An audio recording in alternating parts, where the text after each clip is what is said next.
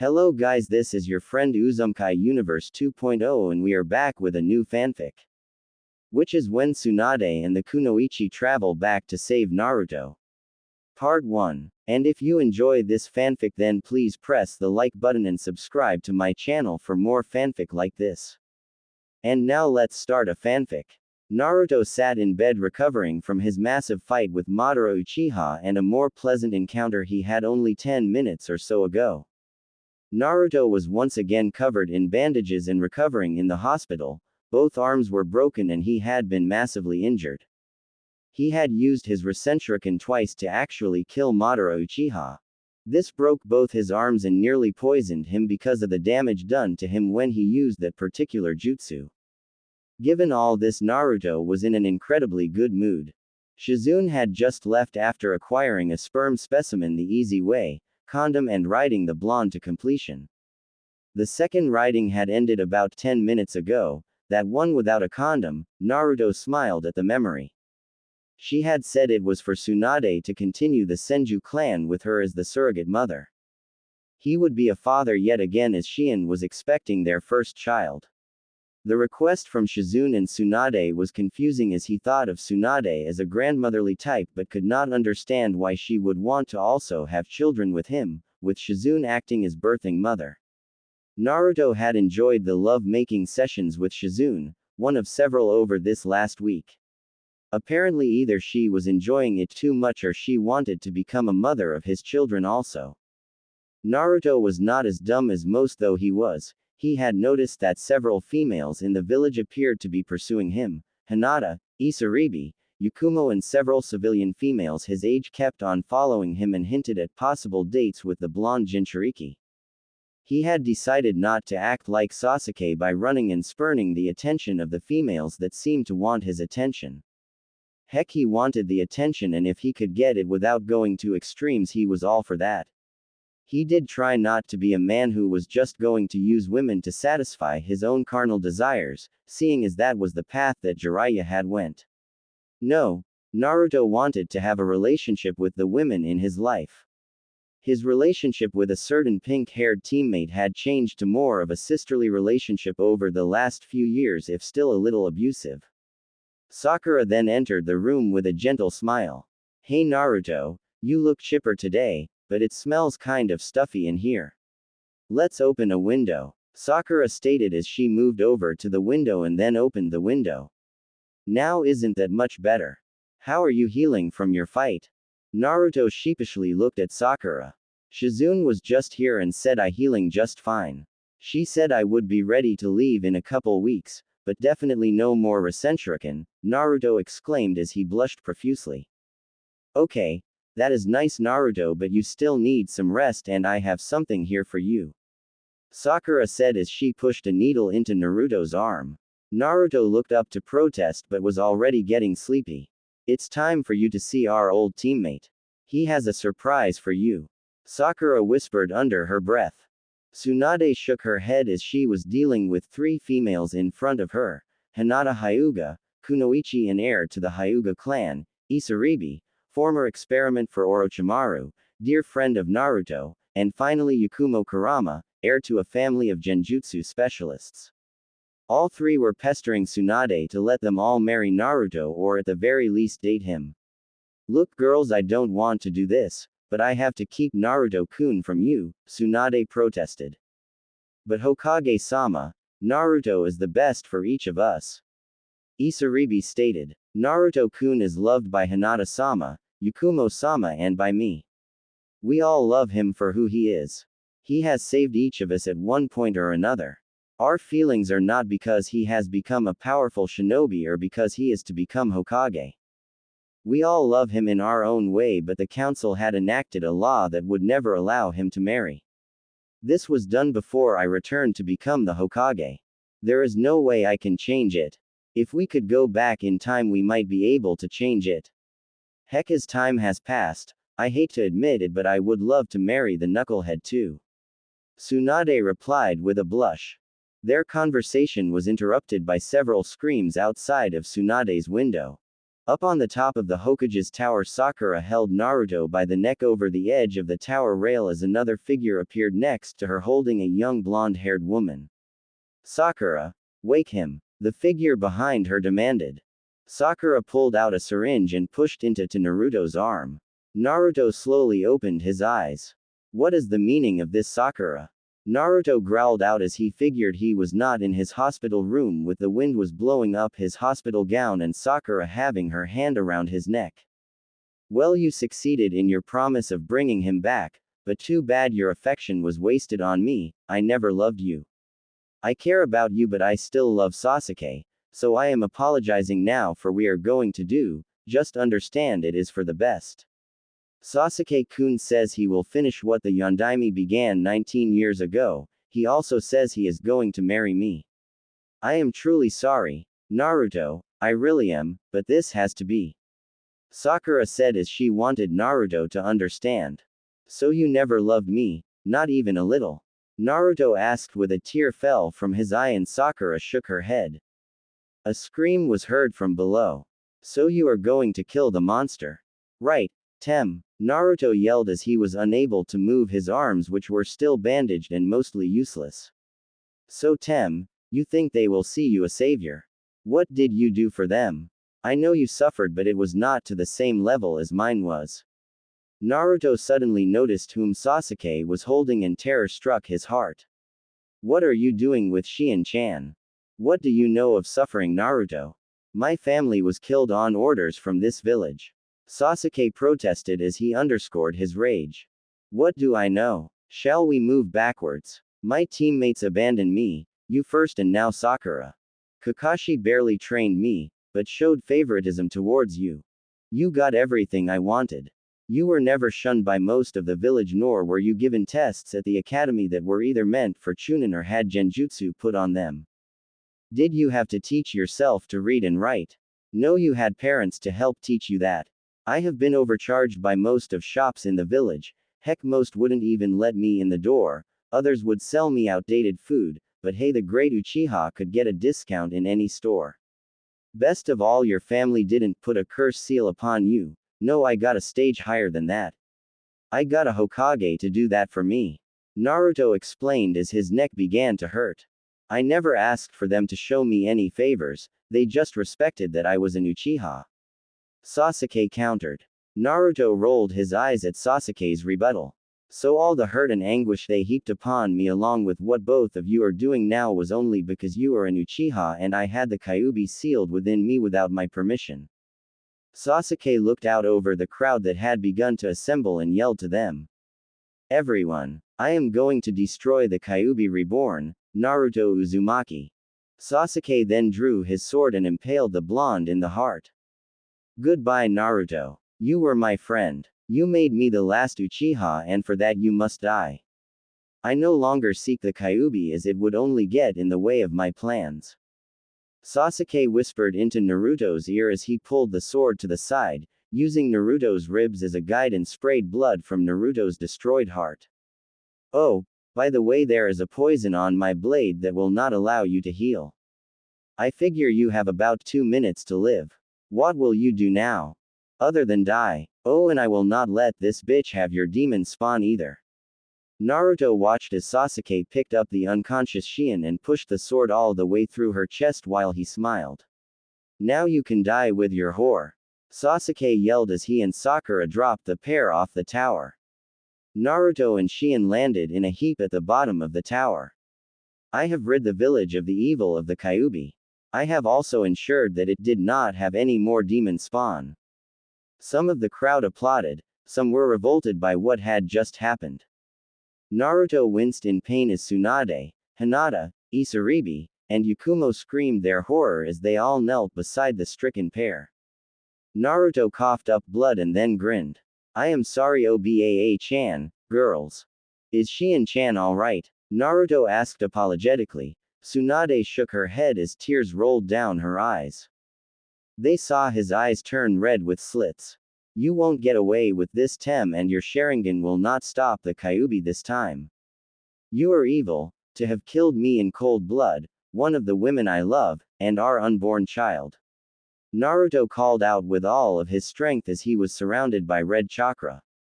Naruto smiled as the red chakra burst forth from him. It formed a large fox with 9 tails. Tsunade and the girls were all wept as they had jumped down to see what they could do for Naruto and Shien. They all knew there was little they could do stop Naruto and Shien from dying.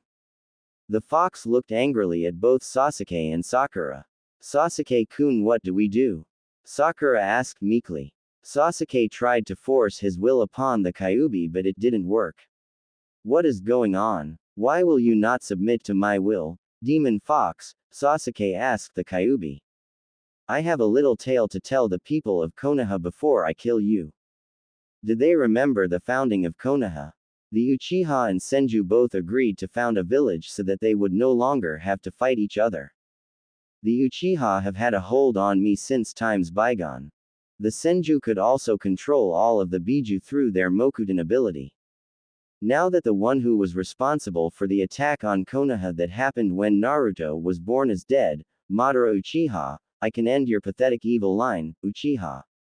You think you deserve revenge for the choice that your brother or the village made.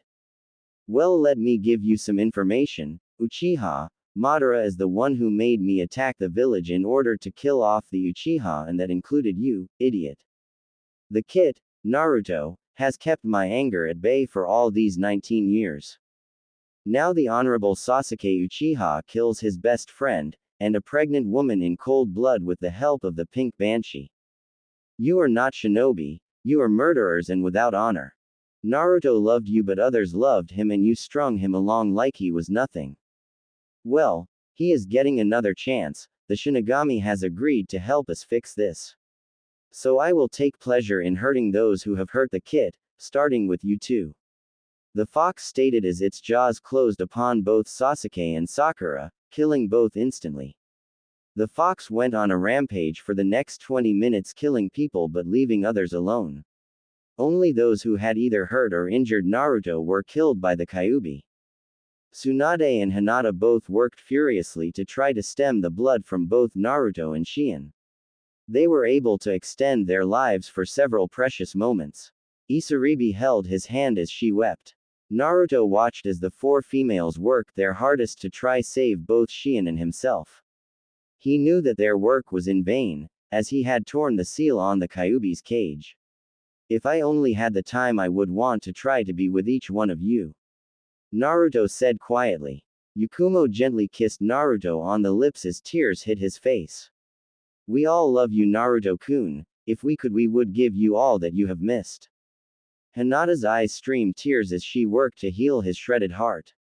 No, Naruto-kun, not yet, I love you too much to let you go now. Tsunade shook her head as she worked on Shien. If we only had more time we might be able to fix them both. Shien looked at Naruto and smiled gently as life left her eyes. Naruto saddened as Shien died. Naruto's eyes went blank as he smiled at each of the females kneeling over him. I love you all. Naruto's arm went limp as his breathing stopped. All 4 yelled. No, in unison. The fox returned and bowed before the teary-eyed women. He will be missed but there is a way to fix this. It will take quite a bit of my power to do it but I propose a way to fix this and have the kid back. Do you accept? The fox asked quietly, as the woman just nodded. I can bring one of you back in a new full body but the others only as spirits. Since you are the oldest and all love the kid I will send you back in a body, the other 3 will take their spirits back. We will also take Shien's spirit back. Then you can either take over your younger bodies or you can merge with the current spirit. If you just take over you will kill your younger spirit, I advise against it. Tsunade, was it? Tsunade nodded to the fox's question. I will give you a new body so that like the others you can be with the kid like you so wanted, but there will be a catch though. Tsunade blushed and tried to deny it. What do you mean? You all wanted kits from the Naruto-kun. Do not deny it, I can smell it on all of you. I can also see it in your grief. Do not think I do this for any reason other than my own survival. This is a one-time offer from the Shinigami and I do not want to waste it. I will die here in less than a half an hour. So here is how it will go. The 4 girls and I will merge with our younger selves. Tsunade will appear in Konoha in a younger body. The kid will be about 12 years old, as will all the girls. The Shinigami also wants Tsunade to follow Naruto to find a certain individual that should not have died years ago. She will also agree to share the kid with all of you. We are returning to the time just before Naruto left for the Wave Country. I am sure you know whom I speak. Kyuubi asked as Tsunade nodded. You are referring to the fake hunter Nin, I presume? Tsunade asked and the fox nodded. If we can have Naruto-kun back we will do anything. Hinata added as both the others nodded agreement. The fox dissipated and then all 4 women were surrounded by red chakra. None were burned but it did hurt. All of them screamed and then passed out, and then passed away. Tsunade woke up in the Senju clan house and realized she was completely. She awoke in one of the guest bedrooms on the bed, along with the worst headache she had ever had. She found some clothes that seemed to fit her as she found a full-length mirror and saw that her body was that of her 14th year or so. Boy is Naruto-kun in for a big surprise when he gets older. Tsunade thought to herself. She then noticed her hair was a slightly lighter shade than it was when she was 14. There was also a nagging presence in the back of her mind. She quickly put on the clothes she found and raided some family money so that she could get some items for the trip to the Wave Country. Tsunade then went to market and purchased several things: kunai, shuriken, food rations, and feminine hygiene supplies. The thing that bothered her was people kept on calling her Yoshiko-sama. She then found Naruto walking with his pack towards the gates. She made sure not to make eye contact that would happen after she had saved Haku. Tsunade walked out of the village and followed Naruto just to keep an eye on him. Hinata woke up in her bed and got ready to do a mission with Kurenai-sensei. She decided she needed to talk to her sensei about her feelings for a certain blonde. She also did her best to talk to her younger self as it kept on passing out on her. This is going to make merging a little harder than I thought. I really do hate these D-ranked missions. Isaribi had an easy time as she woke in her shack outside of the village near Demon Island and explained to her younger self that if they merged they would find someone to love them for who they were, not despise her for what they are. The younger embraced her so quickly it was almost disturbing. Isaribi was happy now that she knew where to go now. All she had to do was leave that idiot of a scientist and head towards Konoha. Yakumo was having it almost as easy as Isaribi as she and her younger self had quickly dispatched ID while she showed her younger self how she could be helped if they merged.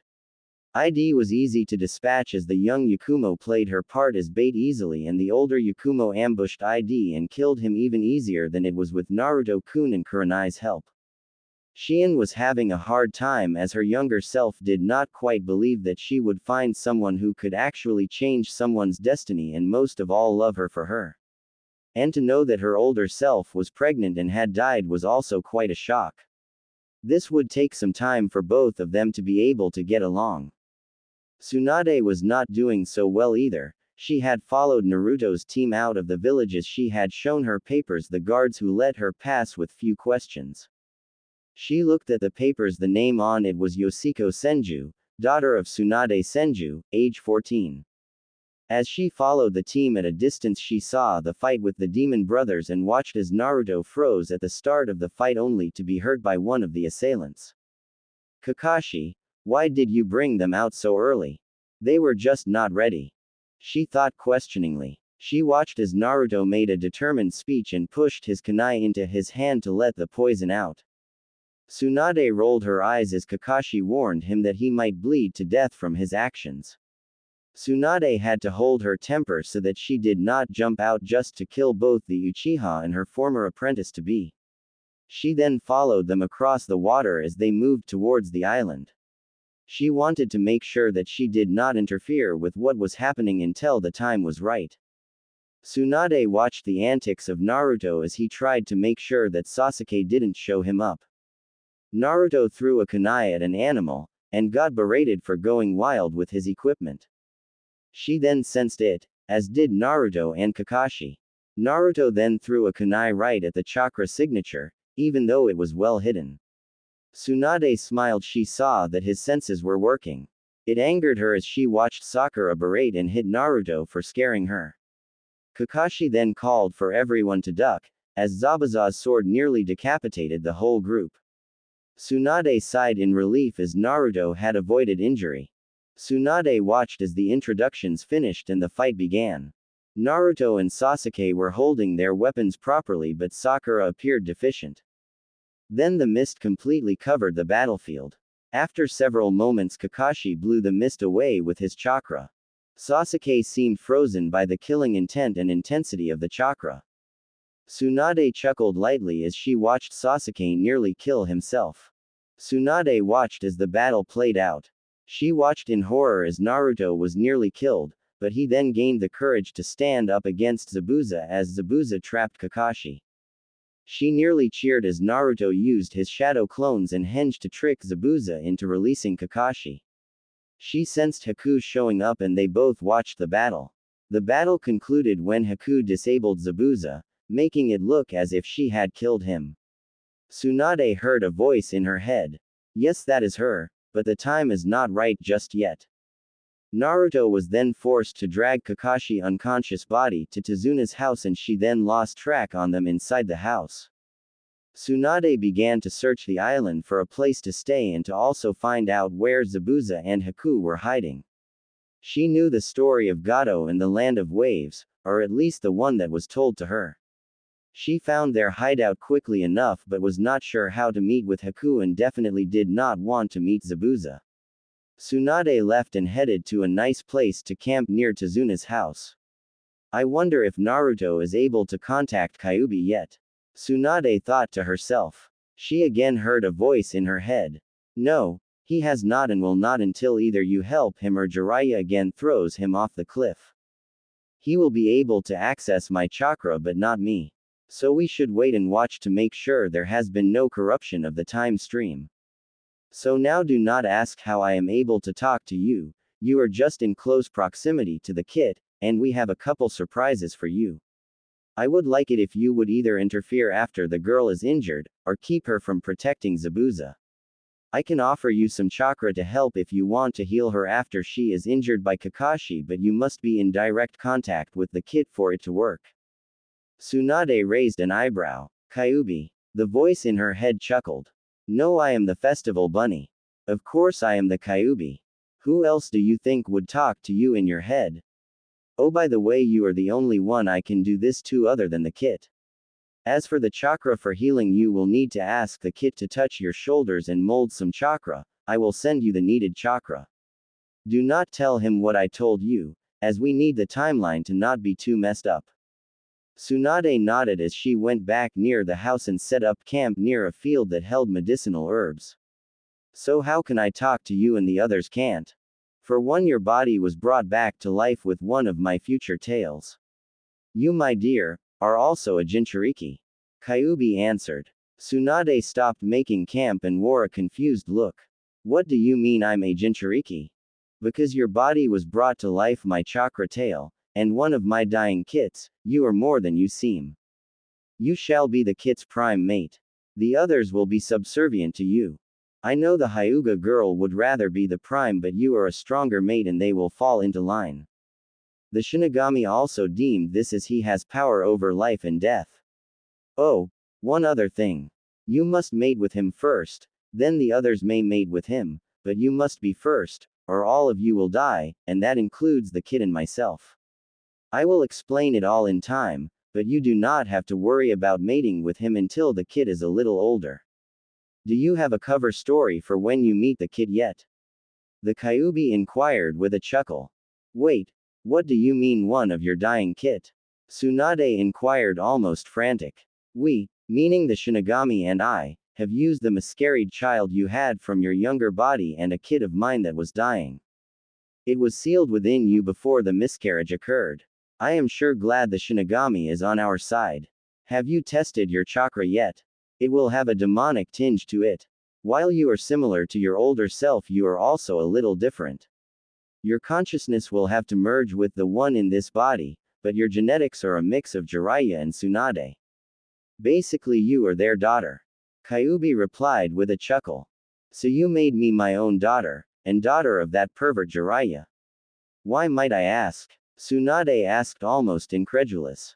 The Kyuubi sighed. 1. As a means to an end. 2. We could not create a body without a lot of work. We have suppressed your body's memories of your childhood for the moment. Tsunade and Shizune have raised you for 14 years. We didn't even need to manipulate your past self to have a child with Jiraiya. It just seemed like the best option. If you remember correctly, you did miscarry 2 years before the kid was born. Instead, we allowed that child to live. Also, you must rest so that your mind and her mind can merge and become one. And as for being a Jinchuriki, you carry a kid within you made from 2 of my tails, and my child, thus the reason why we have the link. We took a tail from my future self and one from my present self, and we used them to keep you alive as a baby. You have adequate chakra control and all your knowledge. You just woke up as yourself because we set a mental timer seal upon you so that you could meet up with the kit. Also, you have the Mokuden gene active, and with that you can help control the kit so he does not go a little too wild. Not my idea, as I would rather that little thing go away like the Sharingan, but enough chit chat, now go to bed and merge with your new self. As she dreamt, she learned her given name was Yoshiko. According to Shizune, it was to help her mother with her terrible luck. Not that it actually worked. Yoshiko accepted Tsunade as part of herself and agreed to merge their memories and personalities. She found that Yoshiko to be young and open-minded and did not mind being set to wed Naruto, especially as she learned about how handsome he would become. She also had no problem with sharing the boy. Yoshiko was a little bit disturbed that her father was Jiraiya, as her mother never let her near the man except for once. Yoshiko wanted to change that and get to know her father and his future apprentice. In the morning, Yoshiko woke and knew whom she was and what she needed to do. With nearly 70 years of experience, she knew that she was no longer a 50-plus-year-old woman, nor was she a 14-year-old girl. She did know that she was in love, though. Given all the knowledge from Tsunade's personality and extra chakra to control, she also felt the added reserves from the 2-tailed demon sealed within her. She meditated the rest of the day to get a hold on her chakra and to try to reach the demon kid within her. She knew that she would have about a week until Naruto-kun would have to come by and train his little heart out, so she decided to watch and train herself. She knew all that an older Tsunade knew and all the training her mother had given her. She was deeply confused and relieved at the merger. She had an endless circular thought about her being her own mother in a strange mixed-up way. But the Shinigami had given where it had taken before, and she was not going to look a gift horse in the mouth. She just hoped that the messing with the time stream that the Shinigami and the Kyuubi had done didn't screw up things too much. She also knew she had to save both Naruto-kun and Haku-chan. After several hours, she heard Naruto yelp in pain as he fell from his first attempt at tree climbing. She smirked as she thought of how part of her wanted to go and help heal him. She then heard a whisper of a voice within her. "Hello, is anybody there?" Yoshiko closed her eyes and found herself in a field with a giant fence. There was a fox the size of a horse with 2 tails on the other side of the fence. "Who are you?" Yoshiko asked. "I am the inner demon you carry, your burden. You are my container, no doubt." The fox replied. "I know the Kyuubi is dangerous, but are you?" Yoshiko asked. The fox smiled and produced a glint in its eye. "We are always dangerous. You can only trust us if we give you our word. But Father has stated that you are to be treated well and given chakra when needed. As I do not know the outside world, so you will be my eyes and ears. I will enhance your senses to help protect both of us. You being a Mokuden user forces me to obey you only as much as you can keep me in line. Remember this, girl, we are a pair, but when you die I move on, like Father will now." Tsunade looked shocked. Yes, the Shinigami altered his seal so that when Naruto-kun dies, so will you, and it will release both of us. But that will only happen if he can reach his 20th birthday. You are special in the eyes of both the Shinigami and Father. You, while in your older form, you were like a mother he never had, and he loved you that way and more. It is hard to describe as the boy did not have any idea what love really was, at least not until the end.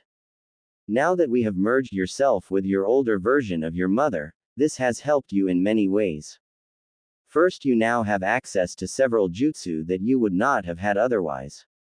Your chakra control has changed from poor to above average. It will take the rest of the week for us to get it to a level where you can do precise healing. As I do have some of my father's memories, I would advise you to work on your chakra control first, and then you should figure out a technique that will heal a girl suffering from a Chidori attack to the chest. Also, we will be taking Haku-chan away from Naruto-kun to help keep from polluting the timeline too much. I will say this, though. Zabuza can live or die. That is up to you or the situation. Either way, Haku-chan must survive and Gato must die. Naruto-kun must be entered into the Chunin exams, and from there we can push to change how things happened. You must act as a sideline player for a while, as will Haku-chan. When you return, you can tell your mother about nothing that you know. I am sorry, but father was forceful that Sarutobi be sent to the Shinigami. It will be his time to go. Yoshiko's eyes watered as she knew her one-time sensei would have to die.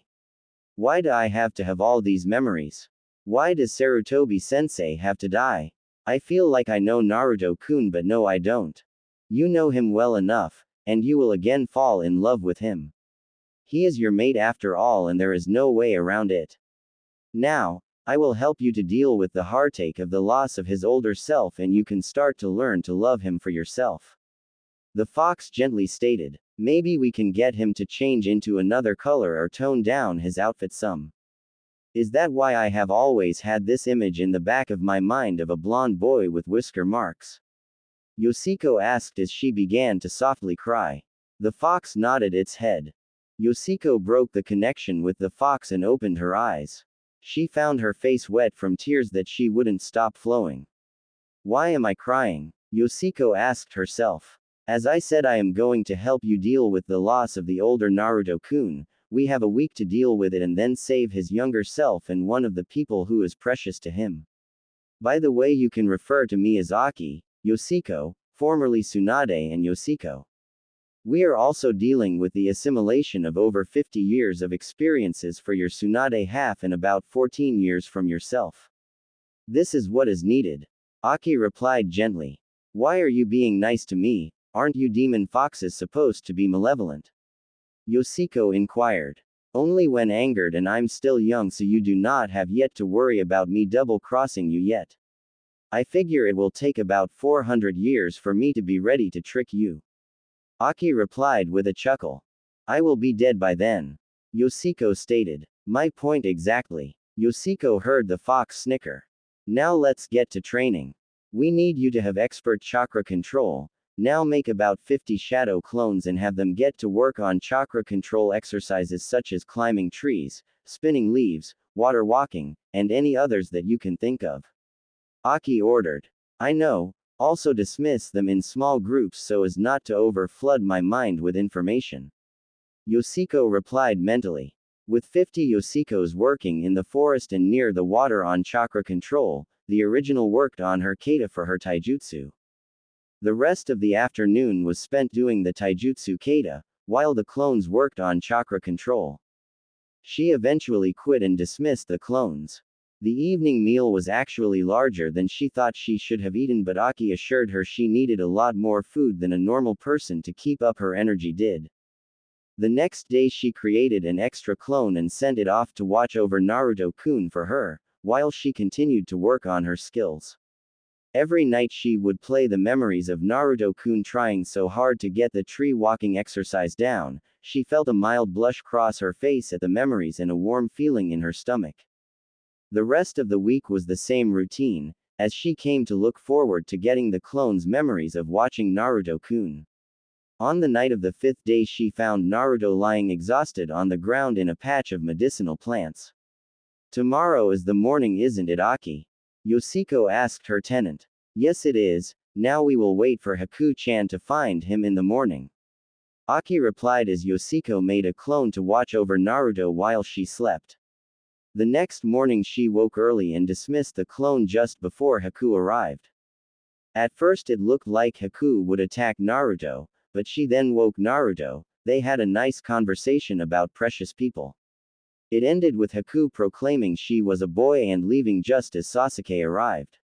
Yoshiko pushed down her animosity towards Sasuke for at least for a little while, as her right now Sasuke is Naruto's friend and teammate, and their banter was more playful than it would later become. Yoshiko woke the next day. She sent a clone to check on Naruto at the house, and she herself went to the bridge to keep an eye on Haku to make sure she did not get hurt early. She arrived at the bridge to watch as Zabuza had either scared off or knocked out all the people ready for work on the bridge. She hid and waited for Team 7 minus Naruto to arrive. It didn't take long. The fight began with Zabuza teasing Sasuke about being afraid, but Sasuke replied that he was excited. He then proceeded to destroy 5 of Zabuza's water clones. The fight then proceeded to fighting between Sasuke and Haku while Kakashi and Zabuza watched. The fight between Sasuke and Haku was rather one-sided, as Haku showed her superior skills and mastery of her Kekkei Genkai. Naruto eventually showed up and proceeded to pull some very stupid maneuvers, but all in all he acquitted himself well for a Genin against a Chunin. Yoshiko watched as Sasuke selflessly sacrificed himself to protect Naruto, and in turn have Naruto release some of the Kyuubi's chakra in despair, as he believed that Haku had killed Sasuke. He used it expertly as he pummeled Haku. Yoshiko was worried that she might have to rush in and save her earlier than expected. Yoshiko watched as Kakashi readied his lightning jutsu and was ready to hit Zabuza. Haku at that moment created an ice mirror and moved in front of Zabuza. "Now Yoshiko, go now!" Aki yelled in her mind as Yoshiko moved at top speed to catch Haku as Kakashi pulled his hand out of her chest. Yoshiko watched as horror and fear swept across Naruto's face. Yoshiko gently placed Haku on the ground, cut a large bundle of Haku's hair, placing it on her chest, and began to do a healing jutsu on Haku, as everyone but Naruto and Sasuke looked on in shock. Sasuke was unconscious and Naruto had come running to see what had happened to Haku. Naruto slid on his knees to end up at Haku's before he turned to Yoshiko. "Can you heal him?" Naruto asked with worry on his face. Yoshiko nodded and blushed. "I can with your help." Naruto looked confused. "Come behind me and place your hands on my shoulders. Then channel chakra into your hands. I will be able to use your chakra to augment my own to do the healing, as I don't have a healing seal readied." Naruto complied as he got up and walked behind Yoshiko. He placed his hands on her shoulders, touching her shirt, and began to channel chakra to his hands. His face became red. "Like this?" Naruto asked shyly. Yoshiko shook her head. "No, you must touch my skin for it to work, or we will just be wasting chakra." Naruto gulped and knelt down. He then placed his hands on the skin of her upper arms as both of them blushed at the touch. "Yes, that's it. Thank you, Blondie." Yoshiko replied as she smirked. Sasuke started to stir in Sakura's grip. Sakura watched intently as Naruto had touched the new girl. Sakura's face contorted in anger. "Naruto, you don't touch a girl like that." Naruto looked at Sakura with a worried look on his face, not sure if he should let go or continue to do what he was doing. He then noticed the wound on Haku begin to close. He also noticed the wrappings on Haku's chest. He averted his eyes as to make sure that Haku was not a girl and embarrass the both of them.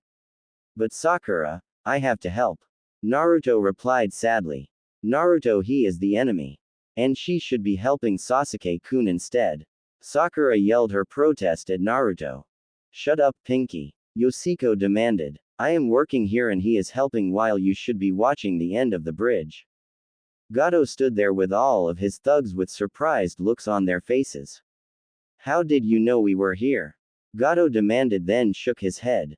"It doesn't matter. Zabuza, you failed me. Now I'm going to kill you and these worthless shinobi who stopped you. I will take the girls and take special pleasure in tormenting your young apprentice."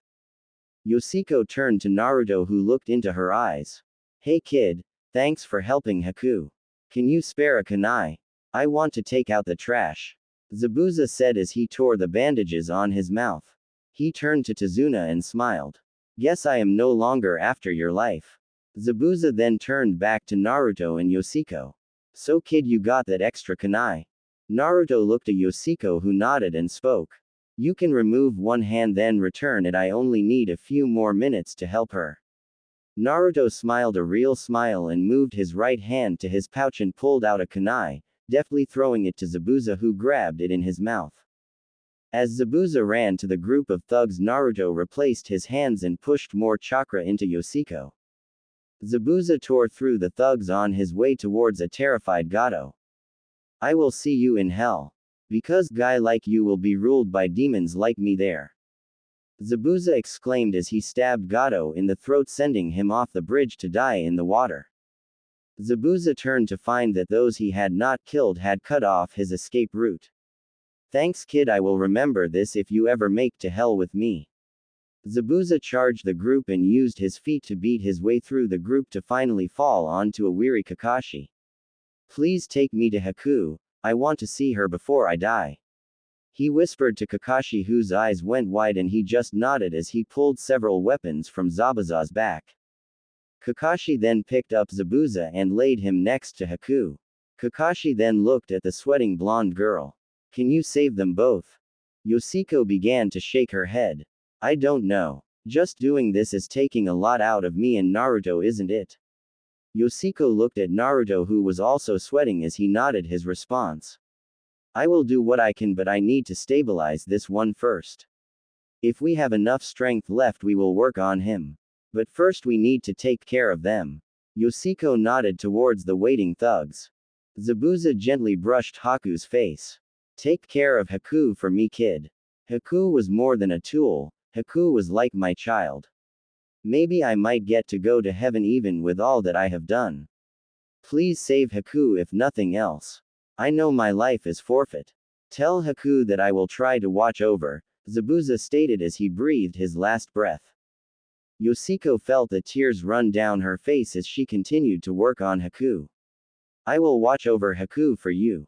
Yoshiko and Naruto both replied in unison as Naruto gently squeezed her shoulders as he continued to deliver chakra to her. Kakashi looked at his group and shook his head. These are long odds. I am nearly out of chakra and there are too many of them for me to kill myself. Naruto-kun, I have enough chakra left to finish this, please help your sensei or we'll all die. Yoshiko asked as she looked deeply into his eyes. Naruto smiled and nodded. Wearily Naruto stood up and made a crossed finger hand sign. Shadow Clone Jutsu. About 50 shadow clones appeared on the bridge and all drew a kunai. Kakashi shrugged his shoulders and made a ram hand sign, clone jutsu. About 60 Kakashi appeared on the bridge. This caused the mercenaries to become worried for these exhausted shinobi to create over 100 clones. This would make the fight almost one-sided in the shinobi's favor. Haku's breathing steadied as Yoshiko began to falter. Suddenly a crossbow bolt hit the bridge at the feet of the mercenaries. Everyone turned to see Inari leading the whole village, all of them armed with something. You can either leave now or we can force you to leave. Inari shouted as the rest of the villagers rallied behind Inari. The mercenaries ran from the bridge in a panic. Yoshiko began to wrap Haku under her robe to maintain her modesty. Kakashi walked over to Yoshiko and looked at her. You seem familiar, and can you help heal my student? Yoshiko rocked back on her heels and shook her head.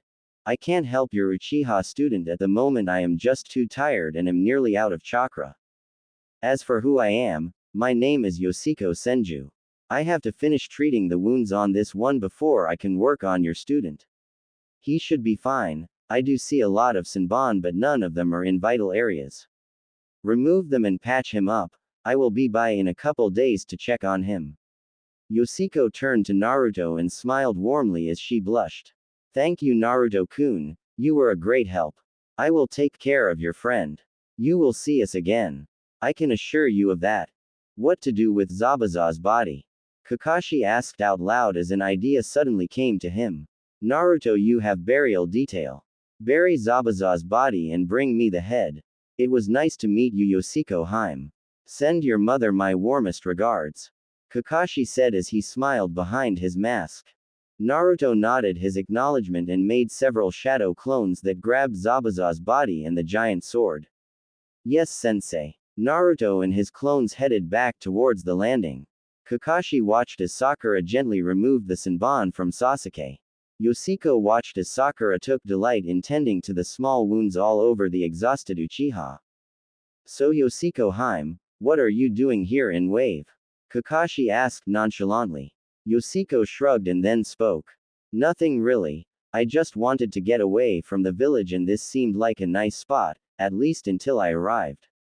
The economy is so depressed, but the bridge seemed like it will fix that. Kakashi nodded but kept an eye on the young Senju. What brought you to this fight? Yoshiko smiled. I felt the chakra spikes and headed to the bridge. I saw this person struck by your jutsu and saw the concern on Naruto-kun's face and had to act. I didn't see what headbands you wore, so I decided to help either side until I could figure out who was who. Kakashi shook his head. That was a risky decision, young lady. You could have been captured or killed or worse. You are just lucky it was Leaf Shinobi here, not some other village. Yoshiko blushed. I guess you're right. I will be more careful next time. You seem to have taken a liking to one of my students. Kakashi commented. Yoshiko blushed and then stuttered. What do you mean? Kakashi I smiled. I am sure Naruto will be glad to know he has a following. If I may ask, why are you not drawn like most of the other girls to Sasuke? Yoshiko immediately frowned. He is an Uchiha and that is enough for me. Kakashi frowned but nodded in agreement. That is understandable. While your two families founded Konoha, they did not always get along. I hope it isn't because of history. Yoshiko put her hands on her hips. Look, Hataki-san, I do not find Sasuke Uchiha attractive the least. I like blondes better. Oops. She immediately covered her mouth with both hands and blushed profusely. Sakura, having finished with patching up Sasuke, walked over. What is so attractive about that baka? Yoshiko shifted her hands so that she was biting on her right index fingernail. Well, I like his face. Those whisker marks are just so cute. His eyes show so much depth, I could just swim in them. His smile is to die for. Yoshiko nearly swooned as she talked. She is almost as bad as you and Ino, when you both talk about your Sasuke-kun. Kakashi teased. Both Yoshiko and Sakura blushed. So you learned medical jutsu from your mother? Kakashi asked as Yoshiko nodded. Could you take some time and work with Sakura, here? Yoshiko shook her head. Nope. Not going to happen. I still have a lot to learn. I also have to get this one to a place where I can finish my healing work. Like I said, I will be by in a couple days to look in on the Uchiha boy. Where are you staying, by the way? Tazuna spoke up. They are staying at my place. You are welcome to join us there if you like, and then you can look over the two of them, if needed. Yoshiko gently picked up Haku as Kakashi picked up Sasuke. She followed Tazuna, Kakashi, and Sakura back to Tazuna's house. Kakashi attempted to put Sasuke in the same room as Haku. Yoshiko adamantly refused. When asked why, her answer was, boys and girls will not sleep in the same room. Kakashi's eyes went wide with the confirmation that Haku was a girl. Yoshiko told Kakashi not to spread this information around or he would regret it. Naruto came back none too happy. He and his clones had buried Zabuza and brought his head back in a cloth bag. Kakashi had then sealed it into a scroll and told Naruto to get cleaned up. Naruto grumbled about having to do all the grunt work. This caused Yoshiko to giggle and Sakura to hit him, for which Yoshiko slammed Sakura into a wall. Naruto was stunned for two reasons. One, a girl was actually defending him from Sakura, and two, she was as cute if not cuter than Sakura. Naruto thought to investigate this further after he cleaned up. Naruto entered the bathroom and disrobed to his boxers. He then washed his hands and head. He then put his clothes in the sink and cleaned them. He pulled a sewing kit out of his pack and began to repair his clothes when the door opened and Yoshiko entered. She turned bright red as she looked Naruto directly in the face. Her eyes traveled down his body and she was both embarrassed and angry. Naruto was, as her knowledge of human anatomy told her, nearly emaciated and near starving. She saw muscles, but she saw bones everywhere. Where there should be at least some fat, Naruto had none. His face hid his starvation well. Yoshiko bowed and began an apology. I am sorry, I did not realize you were in this bathroom. Forgive my staring. If you will excuse me, I will use the other bathroom. She also noted that he was repairing his outfit. She knew he should have a spare while out on a mission. Either he didn't own one or he failed to bring an extra. Naruto noticed her eyes, they did not hold the hatred that others showed him.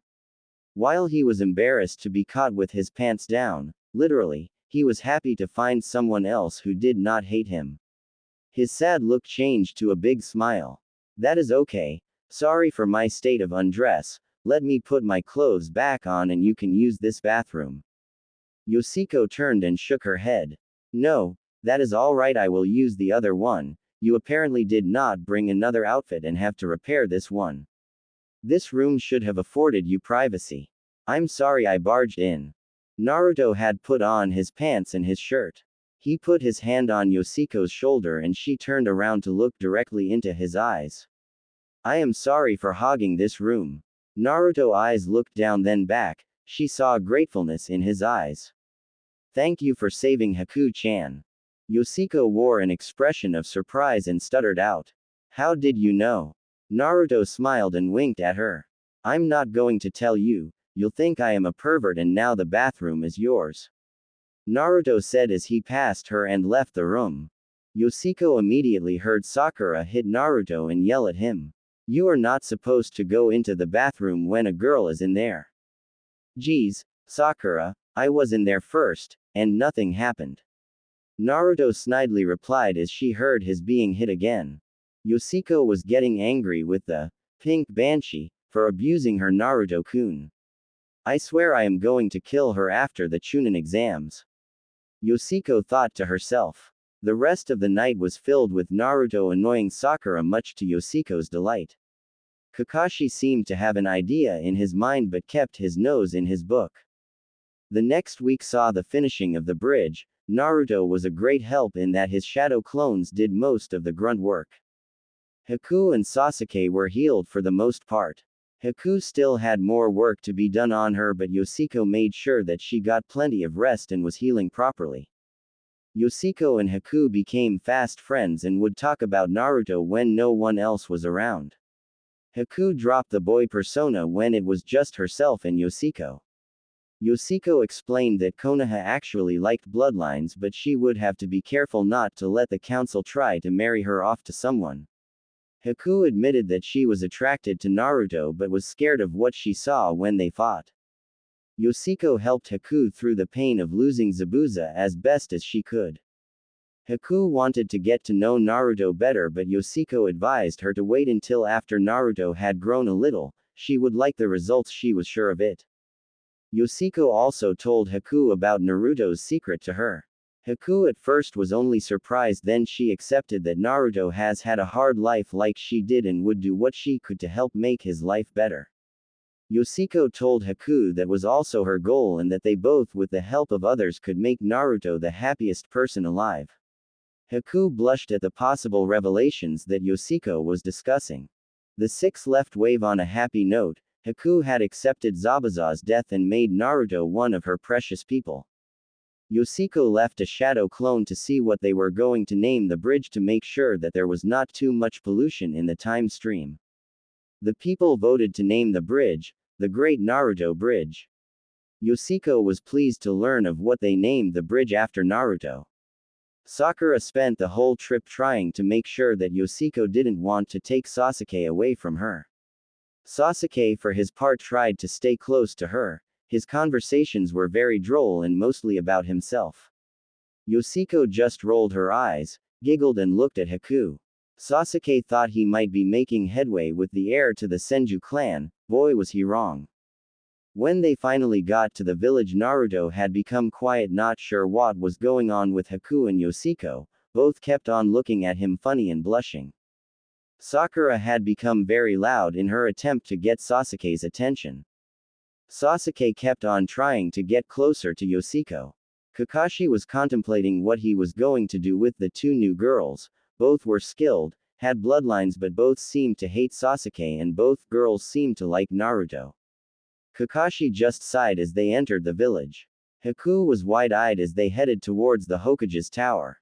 Naruto ignored the glares as Haku and Yoshiko both put their hands on Naruto's shoulders. Naruto gently smiled back to the girls.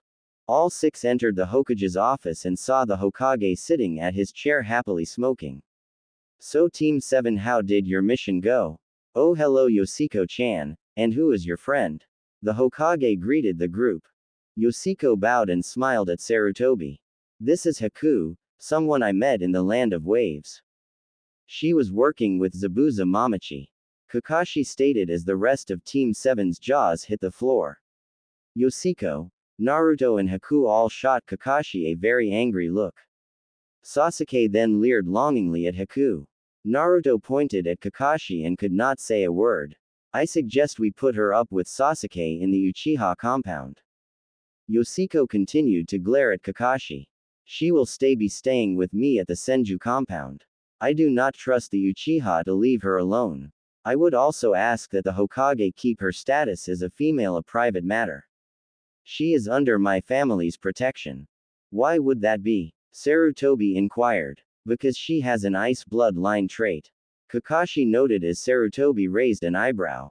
The council will want to know about her ability. Yoshiko was now livid as was Haku. I wish for my abilities to remain my own. If they are spread around the village I will give you a Senbon castration. Then freeze your testicles off. Do I make myself clear? Haku threatened as Kakashi began to sweat. She then looked directly at the Hokage. That goes for you too, old man. I was promised protection from both Yoshiko-chan and Naruto-kun. The Hokage looked a little scared and also confused. Okay, let's start from the beginning.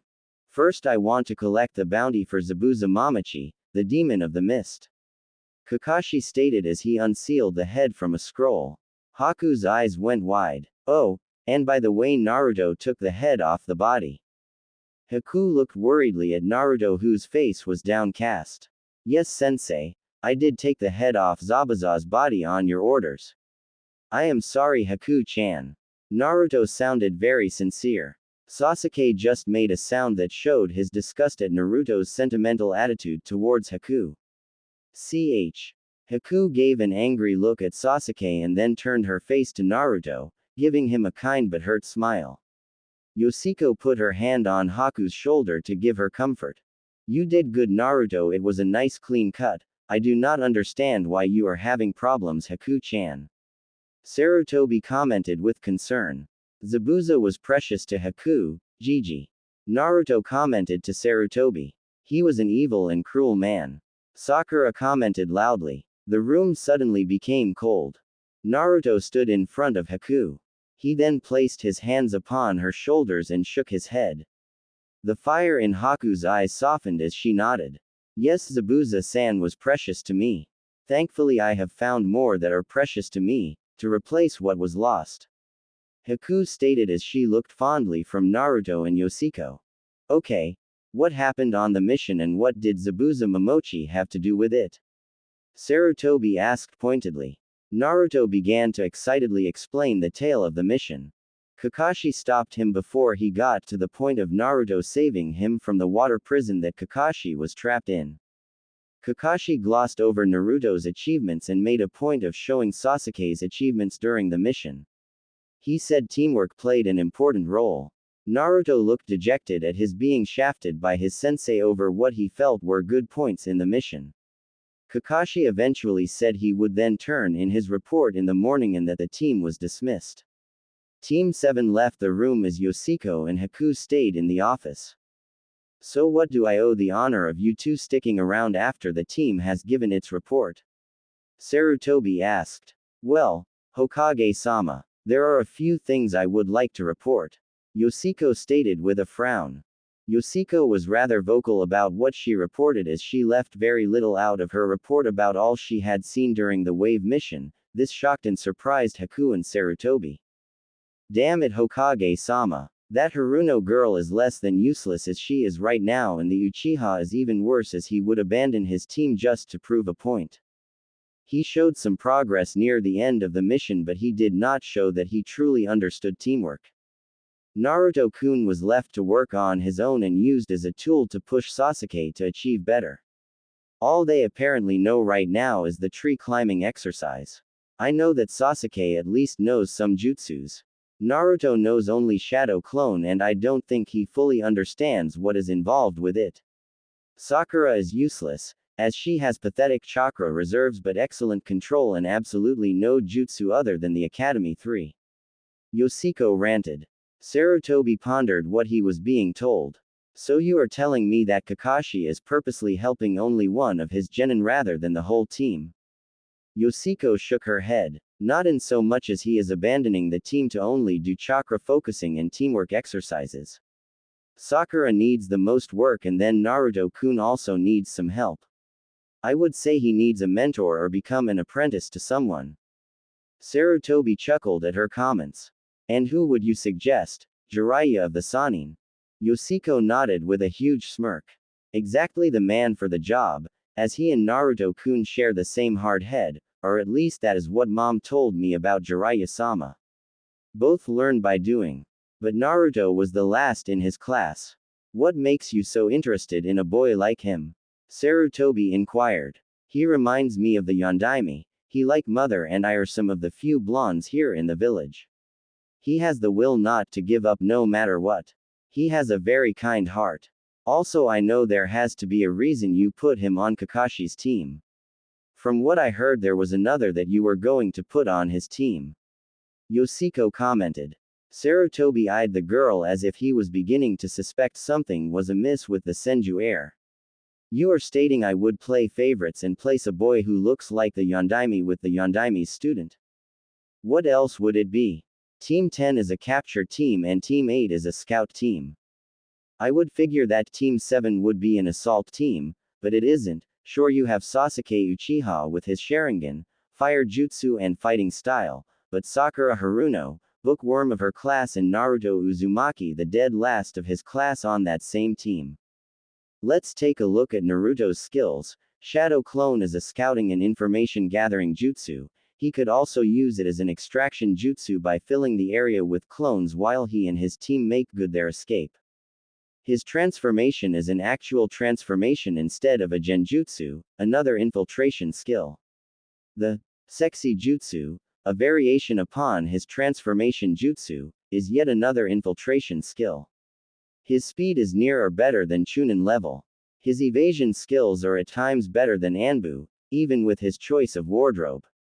This comment brought a chuckle to both Haku and Sarutobi. So there are things you want to add about the mission that they went on with Tazuna-san? Sarutobi deflected the point of how he made up the squads. There is more here than she is saying, I am sure of it. Yoshiko took a deep breath and slammed her hand down on Sarutobi's desk, leaving an indentation of her fist.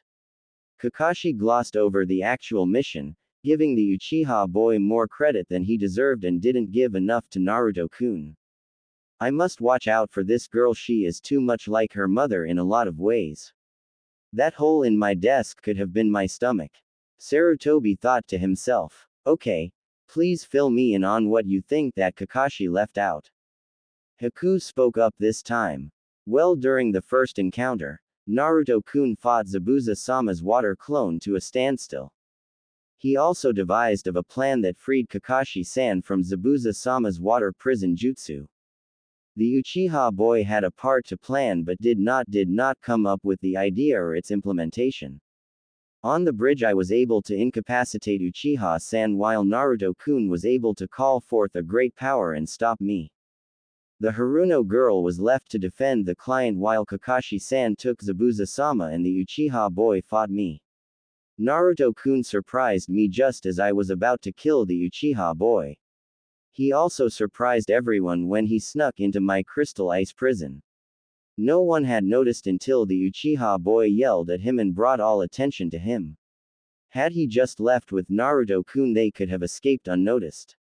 While Naruto-kun is loud, he is also very stealthy when he needs to be. I will go over Kakashi's report carefully and see if these points you have raised are in the report. If not, I will call you both back to help fill in the blanks for me. I will also keep your Kekkei Genkei under wraps for now. So will you be staying at the Senju estate? Sarutobi asked. Yes, we're going to stay there, as Yoshiko-sama has offered me one of the spare bedrooms. Haku explained. Would you care to become a shinobi of the leaf? I can offer you a genin spot in one of my squads that is short a person. Sarutobi offered. If it is alright with the Hokage, I would prefer to not become a shinobi at this time. I am afraid your council will force me into a marriage with a man I do not care for. I'm also still grieving for Zabuza-sama and it would not be appropriate at this time. I thank you for your offer but would like to keep your offer on hold if I can. I have a few things to settle first. Yoshiko-chan has been gracious to offer a home for me in the Senju estate. Haku replied. Very well then. You will be offered citizenship in a few weeks as you pass probation with Yoshiko as your sponsor. I will also keep your bloodline secret as long as I can. I hope you have a good day, ladies. Sarutobi stated with a smile. Yoshiko took Haku to the garment district to purchase both male and female clothes for her. They made it look like the female clothes were for Yoshiko and the male clothes were for Haku. They later entered the Senju house. Yoshiko began to fix lunch when there was a knock on the door. Yoshiko answered the door to find a Chunin asking for Yoshiko and Haku to come to council chambers in an hour. Yoshiko smelled a rat but didn't want to worry Haku too much. The girls ate a quick lunch and then prepared to meet with the Konoha council. Yoshiko and Haku both wore formal wear. Yoshiko wore a green Koman kimono, while Haku wore a plain dark blue kimono in the style of males. Yoshiko was not happy at all. What do those old bats on the council want? Yoshiko stated bluntly. Haku looked confused at Yoshiko. Why would you not show respect for the village council? Yoshiko sighed. They keep on trying to get me to marry this person or that person, because I am the last of the Senju clan. I think they might try to pull the same thing with you. Yoshiko smiled as sly grin crossed her face. Haku-chan, I have a question for you. Haku looked intently at Yoshiko. Yes, Yoshiko-chan, what is your question? What are your feelings towards Naruto-kun? Yoshiko inquired. Haku blushed at the question. To be honest, I see a lot of potential in him that I really do like. I also noticed the hurt and pain behind his eyes. I feel there is a connection between us, but I am not sure how to describe it. He has compassion, more so than you would expect from a shinobi. His heart is pure, that being one of his most endearing attributes. You described him but not your feelings for him. I know that I am in love with the boy, I think I know others that may be too. Yoshiko admitted with a blush. I do feel an attraction but I feel he is still too young for romantic attachments. When he is older I would like to pursue one with him if I can. Haku admitted with a smile and a deep blush. Yoshiko smiled broadly. I have an idea. Haku nodded. If the council attempts to force us to marry and your secret has gotten out, we can push back and have them arrange a marriage for both of us to Naruto-kun. How do you feel about that? Yoshiko proposed. Haku thought for a minute. I think that is a good idea and I would like that. He is kind and would be at least a good husband and that way we could remain friends and we can help Naruto-kun. I can tell he is very lonely and it would be a way to repay Naruto-kun. Haku replied with a smile. Both girls entered the Hokage's tower and made their way to the council chambers. Yoshiko's worries came to a full head when she looked at the frustrated and angry look on Sarutobi's face. Greeting Hokage-sama, the council has summoned both of us. May we inquire what this is about? Yoshiko asked politely. Sarutobi gave the girls a sad smile. Welcome Yoshiko-chan and Haku. The council would like to speak with the both of you. I think I know what they want but I am not sure so I am going to let them speak to you. But please sit and listen to what they have to say. Yoshiko and Haku sat in two empty chairs near Sarutobi at the large conference table. Homura coughed to clear his voice. It is good to see you Yoshiko-hime. I hope your mother is doing well. Yoshiko pushed down her anger. It is an honor to meet with the esteemed members of the Konoha Council, and as for my mother, I believe she is doing fine. Either that or she is losing a ton of money, and in that case she is as happy as a clam. Yoshiko's comment caused those that knew Tsunade to chuckle. Being that as it is, it has come to our attention that you turned down Sasuke Uchiha's advances. Am I correct in what I heard? Homura asked. Yoshiko smiled. Yep. I turned him down and stuck a kunai into it. Now I am hoping it is deader than a doornail, and no healing jutsu will bring it back if I can help it. Again, Yoshiko's antics caused several in the room to chuckle. Why would you do that?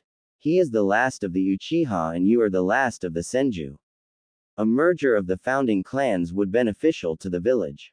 Homura stated. Beneficial? For whom, might I ask? I do not like the Uchiha, and I especially do not like Sasuke. My family dwindled while theirs prospered and multiplied. My family fought while theirs took sparing missions to increase their store of jutsu and then took cushy positions in the police force. Yoshiko stated as she glared at Homura. Why do you have this animosity towards Sasuke Uchiha? What has he ever done to you? Homura asked. Where do I start? He killed the man I loved, the woman that carried his child, betrayed the village.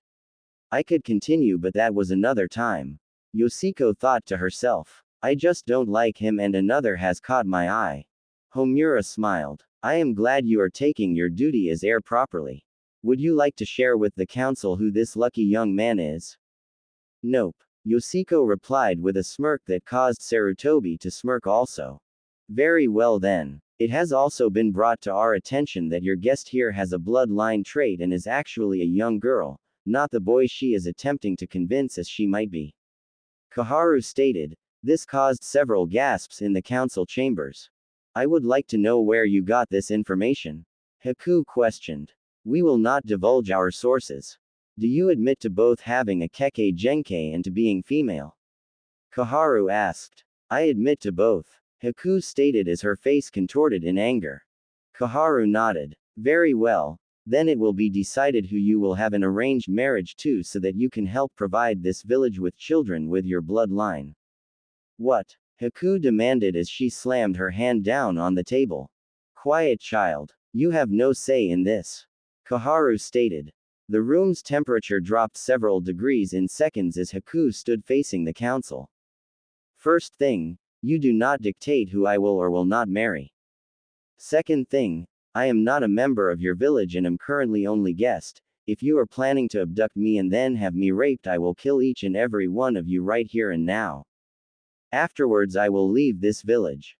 I have never been a true shinobi and thus have never given my oath to a village. I understand that this village adores Kekkei Genkei, but the village council forcing me, a girl with no family, into a family without her consent and then telling me that I have no say the matter for me is grounds for me to kill you where you stand. Haku threatened. Hiyashi smiled and loudly shifted his chair away from Kaharu. You young lady could teach my eldest a thing or two. Kaharu-san, I believe you have bitten off more than you can chew. Indeed, Haku-chan is under Senju protection.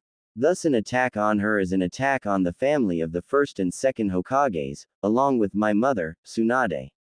Do you wish to continue treading upon these waters? Yoshiko threatened. Silence, child, you will respect your elders. Kaharu yelled. Yoshiko stood and looked the older woman directly into the eyes. You don't scare me, you old hag. This girl came into this village after a tragic loss and now you want to sell her off to the highest bidding clan to strengthen the village, without any concern for her welfare. What type of evil bastards are you? Yoshiko questioned. We are looking out for the child's best interests. Kaharu retorted. Really? And just who did you have in mind? Maybe a certain Uchiha Tem? Yoshiko replied with much venom. Yes. Actually, that person came to mind along with a couple others. Kaharu replied in a kindly elderly manner. Yoshiko sighed and looked at Haku, who shook her head. I have also chosen someone to follow. Kaharu smiled warmly. Then we are not worried about you having children soon. Who may I ask is the lucky man? Haku shook her head. Children maybe in the future, but I will not have them for a few years now. As for whom my interests lie, I'm not at liberty to reveal who it is. Why do you not share, child? Koharu inquired. Because to me, you appear to be pompous old fools trying to run others' lives without any regard for the lives you're attempting to ruin. Haku retorted. Haku looked angrily at Sarutobi, who just shook his head and smirked. Are we done being humiliated here? Haku turned to leave and grabbed Yoshiko's hand in an attempt to leave the room. Two Anbu appeared in front of the door. So I am a prisoner here. If news of this were to get out to the other elemental countries, it would not be good for your village. Koharu stood and walked towards the teen girls. You see, you both posse's powerful Kekkei Genkei, and the village just wants to see them continued. So we take your advice and hope we end up with a man who will care for us, right? Yoshiko asked angrily. Yes, that is it, Koharu stated as she neared the girls. Mother will hear about this, and I assure you that she will just have another thing to be angry at the village for.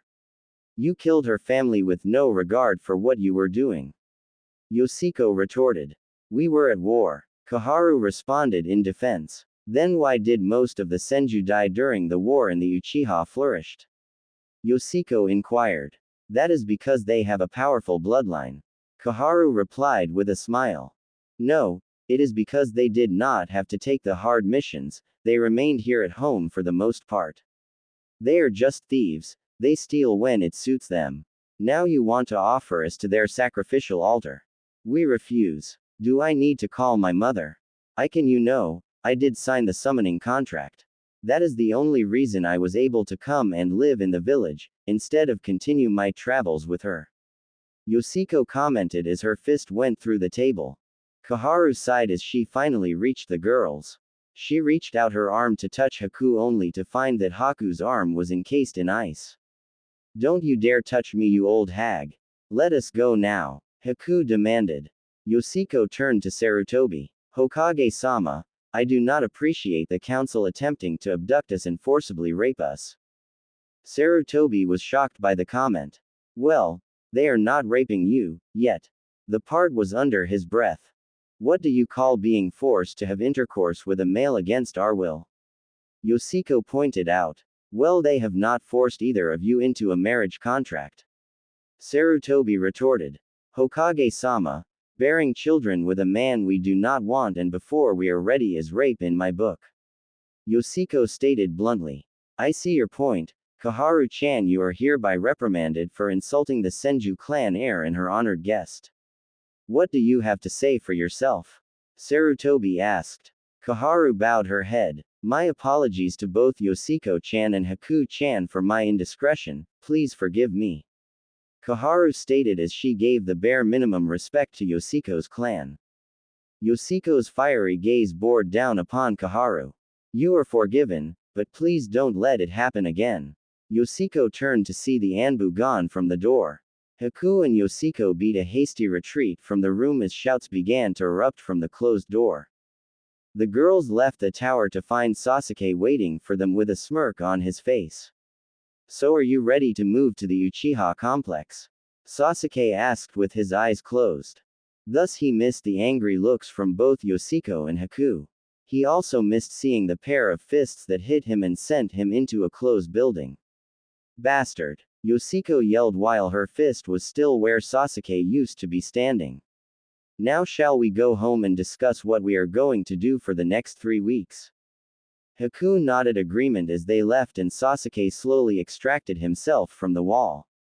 The next 3 weeks were spent both training and following a certain blonde. There was also an additional member added to the Senju household, Isaribi.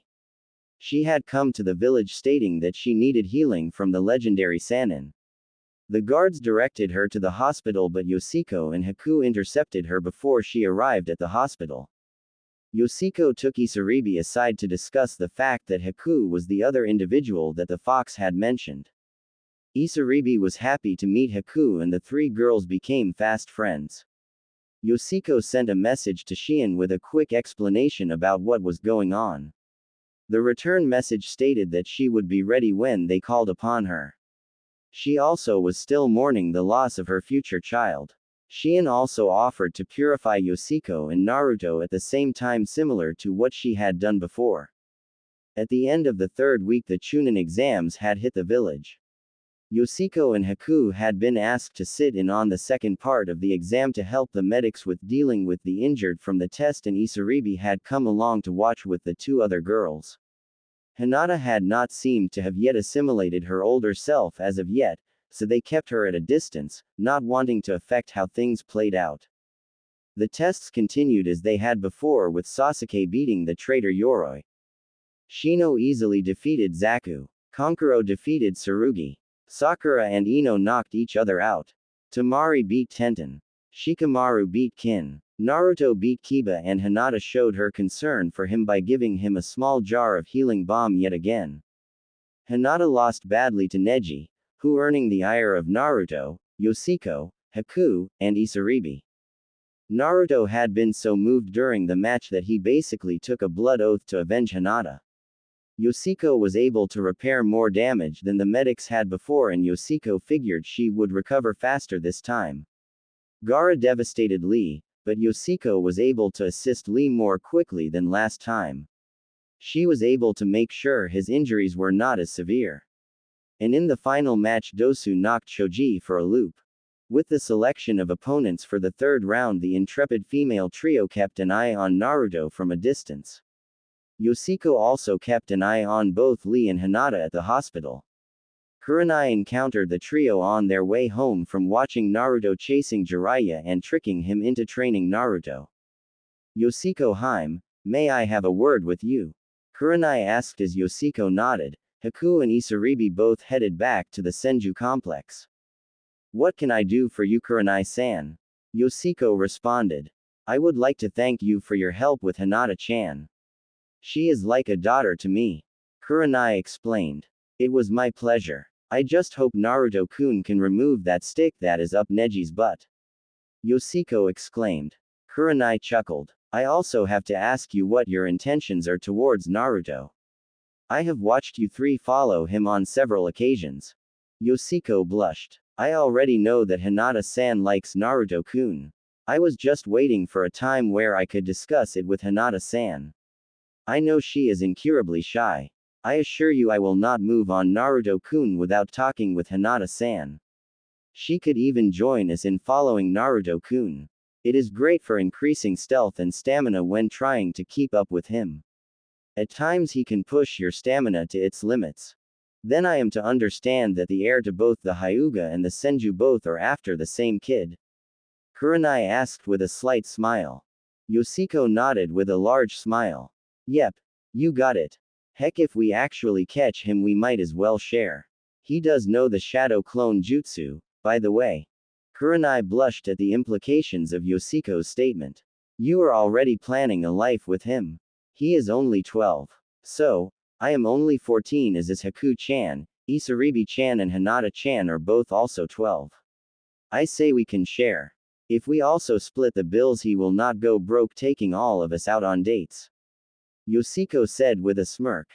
Kurenai's jaw dropped. Here the heir to the Senju clan had just expressed the same desire to be with Naruto that Hinata had also implied her affection toward the blonde several months earlier.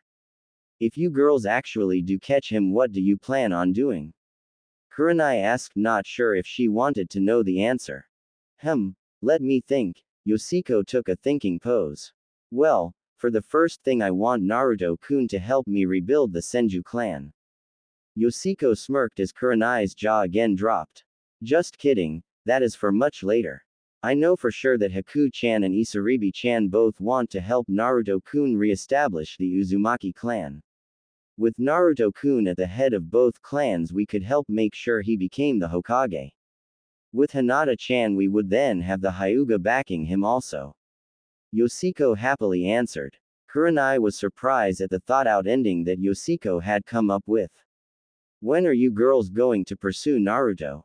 Yoshiko smirked. Who says we are not pursuing him now? When Kurenai's jaw again dropped, Yoshiko laughed. We have agreed not to bother Naruto-kun until after the Chunin exams. If Hinata-chan wishes to pursue him also we welcome her. Kurenai-san, We are not rabid fangirls like those that pursue the Uchiha. We admire and deeply respect Naruto-kun for what he is and what he stands for. You can rest easy for Hinata-chan because I intend to go ask for my mother's permission to pursue Naruto-kun after the Chunin exams. I also have to have a discussion with a certain pervert. Yoshiko looked a little annoyed at that subject. Kurenai looked at Yoshiko and scrutinized her answers. Which pervert are you referring to? Jiraiya. Of course, I have a personal matter to discuss with that old fart, but it can wait until he is done training Naruto-kun. I would also like to ask you a favor if I could. Yoshiko Poe's turn to desperation. I am afraid the council will try to make it so that Naruto-kun can't marry anyone. This would devastate our entire group. Can you talk to the Hokage-sama about making sure the council does not pull a fast one on Naruto-kun? I am also worried that they may also not allow him to become Chunin even if he turns out to be qualified. I would marry him no matter what, even if I had to drag him off to the fire daimyo, myself, to do the ceremony. Yoshiko stated with a smile. You really do like him that much? Kurenai honesty asked. Yes, and more. Yoshiko insisted with a blush. Then why are you willing to share him? Kurenai interrogated. Naruto-kun is special. He also needs more attention than I am able to give. I have observed over time that he needs connections and I want to give him one with me, as do the other girls. I do not want to deny those that have genuine feelings to be with him. I have also observed how he has been treated and I am appalled by it. The way they treat him is like he either has the plague or he has done something unforgivable, and that is just not right. He is bright, cheery, and has a great attitude. There is also more to him than meets the eye. Yoshiko stated almost as if she knew something that others might not. Kurenai put up her hands in surrender. Okay, you win. I will talk to the Hokage about what the council might do. Do you want me to talk to Hinata-chan? No, she has seen us. She will either come to us on her own or end up competing with us. Either way, it is a win-win for all of us. I do think she will eventually come to us and we can then talk about our mutual affection towards a certain blonde. If she is willing to share, then there is no problem. Heck, it might even help her with her confidence. Yoshiko remarked. Kurenai bowed her head. As you wish, Yoshiko-hime. I will talk to the Hokage about Naruto and leave the matter of Hinata-chan up to you. Kurenai left in a swirl of leaves.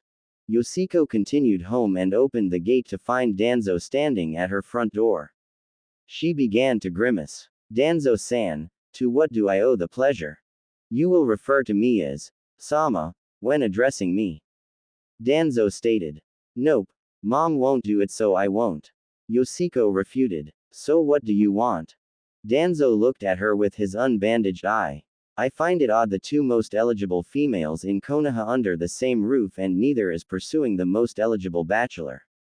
I have come on behalf of Sasuke Uchiha to ask for your hand in marriage. He has already sent the request on to the fire daimyo. Here is our one-word answer, no. Haku stated as she opened the door. Let me make this easy for you, Danzo. Sama. No, hell no, no way in hell am I going to marry that brat, Sasuke Uchiha. If the Senju and the Uchiha ever join, it will not be in my generation. If Sasuke finds a willing victim to produce his offspring, then they may try to court my children, but until then he will not have me or my clan. Yoshiko declared. Guess he didn't get it when we punched him into the store wall the first time. Either that or he likes to be abused. Haku teased. Maybe if I join his fan club he will leave me alone. Yoshiko teased. Nah, he would expect you to take his offer then. Haku rebutted with a chuckle. It would be a great thing for the village to have the two founding families become one. And if they could produce a dual bloodline, then it would be all the better. Danzo declared. Get out of here before I use your cane to break your good arm and leg. Yoshiko warned. Danzo lowered his head and walked away as he shook his head. So what are you going to do about the letter to the daimyo? Haku asked as the both entered the spacious home. Yoshiko grinned, similar to Naruto when he was up to something. I already sent a letter to him stating that if the Uchiha attempted to force a marriage with either of us, I would start a clan war and kill Sasuke. Ouch. You know how to hit him where it hurts. You know you would have help in the war, right? Haku inquired. I was counting on both of you to help me smear him across the mountain. We would take turns. Yoshiko smirked. I would also have a secondary plan if the daimyo agreed with the council and Sasuke Tem. Isaribi entered the room with a grin on her face. And what would that be, Haim? Sorry, can't tell. It's an S-ranked secret. Anyway, I hope Hinata-chan gives her inspirational speech to Naruto-kun at the end of the month. It would be bad if Neji were to actually beat him. Yoshiko contemplated as she sat down on the couch. After dinner, Haku went up to bed, but Yoshiko and Isaribi both stayed downstairs and talked. So why do you get the new body? Isaribi asked. Yoshiko smiled. Well, how would it look if a 50-year-old woman came back to a village she said she would never return to just to shack up with a 12-year-old? Isaribi cringed at the thought. You do have a point. But that isn't your body, is it? Yoshiko pondered the question for a moment. Yes and no. I am both Yoshiko and Tsunade from our original timeline. Yoshiko was the child I had miscarried during that timeline. Isaribi looked apologetically at Yoshiko. Sorry. I do know that my birth did straighten out Mom a little. She is still the same enough that if she meets him the reaction will be the same. We just need to keep things going as they are. My worry is that Naruto-kun will actually die this time when he goes up against Kabuto. Thus the reason we are leaving him alone for now. Yoshiko then grinned again. We get him when he gets back. Isaribi's face turned bright red. No, not that way. We are still too young. How is your training going? Haku-chan has got me up to speed with basic jutsu and the weapons. I am still having a hard time with the studies, sorry. Isaribi responded. I am not even sure we want to become shinobi. Heck, we could have Naruto-kun retire and have him hit all the gambling halls, cleaning them all out. Yoshiko jested. What about Akatsuki? Not a problem until he comes back from his training trip with Jiraiya. We also want to make sure that he befriends Gaara of the desert. We might also want to contact the Fuma clan and attempt to sway Sasama to bring the Fuma clan here. Yoshiko commented. Do we have to? That will take months more for us to wait for Naruto-kun. Isaribi complained. I don't like it myself. According to Naruto-kun and Sakura Tem, Naruto-kun nearly died on that mission too. I am not sure how I would like for us to deal with it. If we let Sasuke go and work on patching him up after he returns from that mission, he should be truly ready for some companionship then. Also, there are several missions I do want him to go on. Tea and snow both need to happen so we have stronger allies. We could help him on the mission to the land of vegetables. We are training, but I don't think Mom wants me to become a shinobi. Yoshiko stated. Do we have to share him with Sasama? What about Haruna from vegetables? How many women will we have to share him with? Isaribi again whined.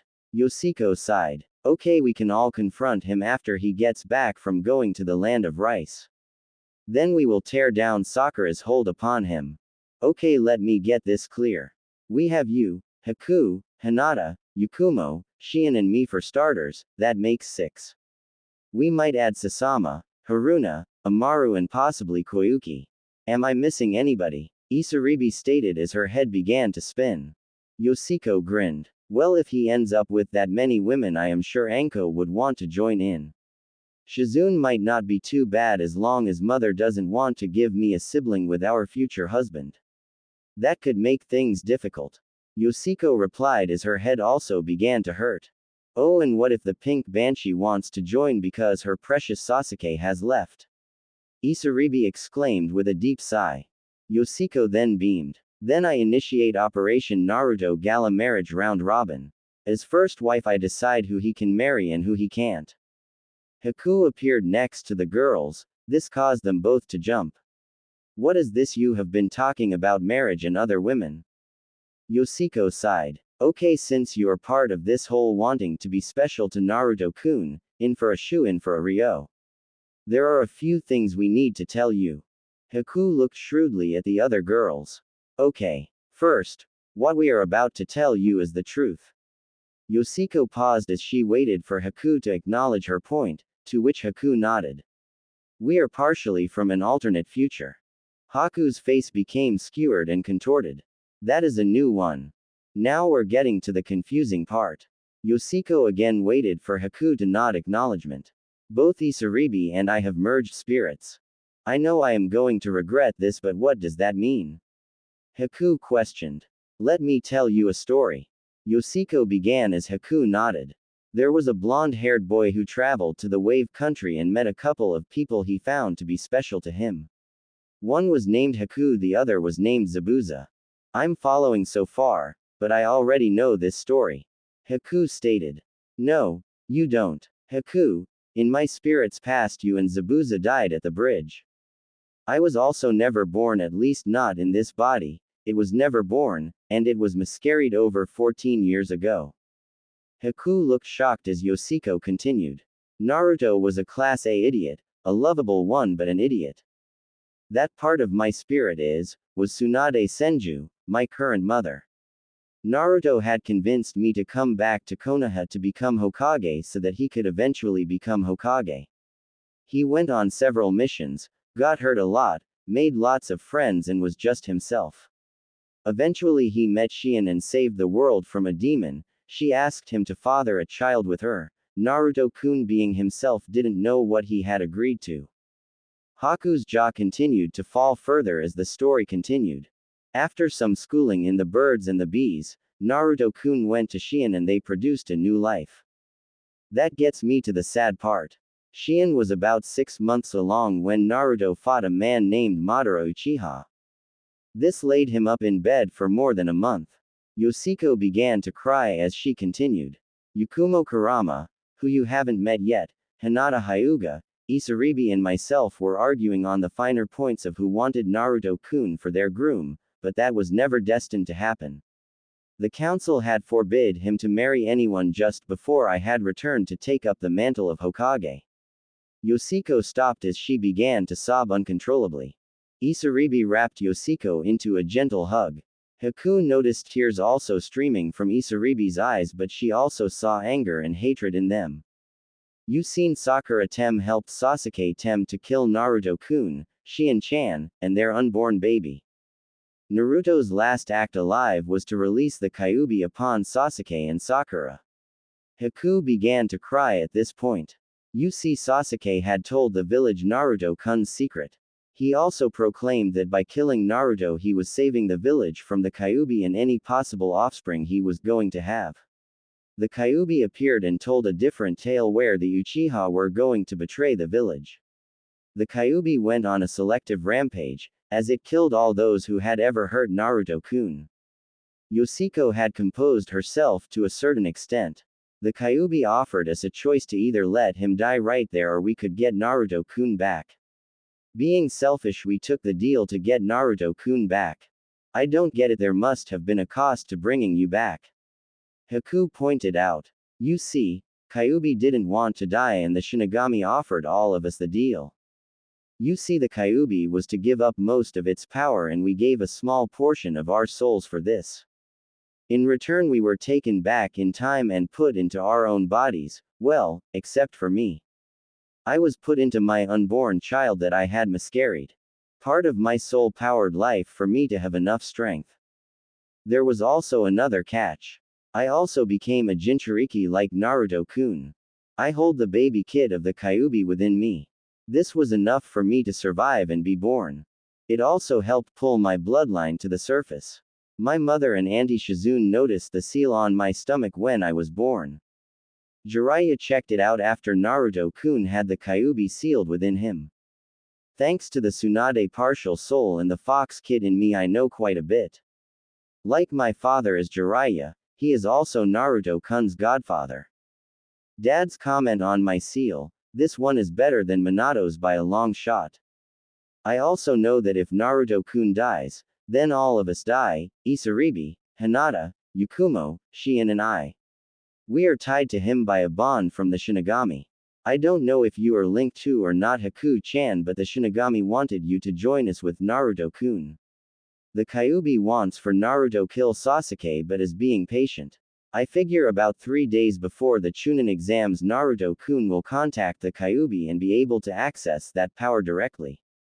Yoshiko took a deep breath as she continued to try to compose herself to no avail. So you love him and are tied to him by fate? Haku asked. Yes and no. The only fate we have to worry about is that we do not upset the timeline too much or we do not know what will happen. Also I must be Naruto-kun's first mate or again we all die. Yoshiko added. Why? Isaribi growled in disappointment. I don't know, that's just the message I received from both Aki and Kyuubi. I believe it will help with the purification process Shion will perform on us when she gets her turn with Naruto-kun. My guess is that I need to be present at that time. Yoshiko added. So you get firsts in a double team. Not fair. Isaribi huffed in mock pouting. Haku chuckled lightly, catching the attention of the arguing girls. What? Both asked in unison. Well, if what I believe is true about the shadow clones. Haku left a pregnant pause, as both girls moved closer as if that would cause Haku to talk. Yoshino could have firsts, and then we all could have seconds. Haku stated as she bit her nail in a seductive pose and blushed profusely. Both girls fell back on the couch with stupid grins on their faces. Why didn't we think about that? Yoshiko added, nearly wanting to kick herself. Oh, I also wanted to tell you both the reason why I have been having you both train so hard. The day of the Chunin exam finals, Sound and Sand villages will be invading. I can summon slugs and Naruto-kun will be able to summon toads, specifically Gamabunta and Gamakichi on that day. We can approach Naruto-kun after he gets back from his mission to find the Sound village in Rice Country. I will work with Aunt Shizune to make sure he goes on the right missions. After that mission we can work on attempting to date him. He might be at first resistant to it but we will be able to wear him down. The big problem is getting my mother to agree to the marriages. I know I want to have children as does Hinata-chan and you girls, along with Yakumo and Shion. The others will have to wait until he is 17. I do have more information but I don't think they are ready for it. Yoshiko thought to herself. You are right, Kit. How are my child and my Cantainer's first mate doing? Kyuubi's voice echoed in her mind. Fine. Yoshiko-chan has some neat dreams. Aki commented as Yoshiko blushed profusely and huffed mentally. My kid has informed me of your plan and I agree with it. I will do everything I can to make sure it happens. I will attempt to steer him to the training grounds on exam day. You just make sure Hinata is there. Also I say you try to accompany them on the mission to Rice so you can help the girl who tried to kill Naruto-kun with the chakra strings. Kyuubi ordered kindly. Again, why are you guys being so nice? I thought you were demons. Yoshiko inquired. Kyuubi chuckled. It is in our best interests to be nice, and you have the Shinigami on your side. So being nice is basically a requirement. Also that person will help sway the Fuma clan along with having Sasama married to Naruto-kun. Yoshiko's only response was, oh. Yoshiko's eyes returned to normal as they had been glazed over for a couple minutes. Are you okay, Yoshiko-chan? Haku asked with a worried look. Yeah, I was just talking to Aki and Kyuubi. Guess I now know what it is like to be Naruto-kun, at least somewhat now. Yoshiko replied. So, how long until we can get together with Naruto-kun? Haku quipped. His birthday is after the Chunin exams. If he does the mission to Rice like he did, he will return a couple days before his birthday and we can help him celebrate and ignore the festival here in the village. I also figure Hinata will be merged by then as Yakumo will also have done so. We can invite all those that are not outside of the village. If the timeline keeps true, we will see Sasuke in the hospital, injured from Itachi. Mom will come and heal him. Naruto will realize that his chances with Sakura are very low. We can talk to him then to help cheer him up. No official dates until after he gets back from Rice, agreed. Yoshiko asked, almost yearning for the others to argue with her logic. Also I will have my mother send us, at least the three of us to possibly recover a dying member of the Fuma clan so that they will be more inclined to come to Konoha. The girls decided to end it there as Yoshiko and Haku had rounds at the hospital the next day. The days before the exam passed quickly. The council didn't bother the girls at all during this time. Kurenai did visit to inform Yoshiko that Hinata had a message for her. Things going as scheduled. She will meet him on time and make the needed contact. There was also a message from the Hokage that stated, Naruto will be free to marry if he likes and the council will not interfere. This pleased the girls to no end. Training and work kept them busy. The day of the Chunin exams came and the girls attempted to follow Naruto but lost him when he ducked into an alleyway with Konohamaru. The girls then went home and got all the weapons they could equip on themselves without attracting too much attention. Haku also brought along several water bottles as extra ammo. They made it to the arena to find that everything had gone as expected. They found Hinata sitting next to Kiba, although she looked a little pale. As they passed, she nodded to them, acknowledging that she had played her part in inspiring Naruto before he had arrived. The girls found seats in the area between Hinata and Sakura, wanting to keep an eye on the pink-haired girl. The first match was announced as being between Naruto Uzumaki and Neji Hyuga. Everyone left the arena for the observation area, except for Sasuke, who had not arrived yet.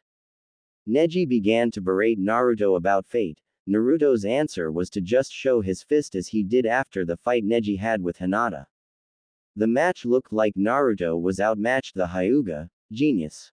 Both showed great skill, Naruto using his shadow clones and Neji using advanced Juyuken techniques.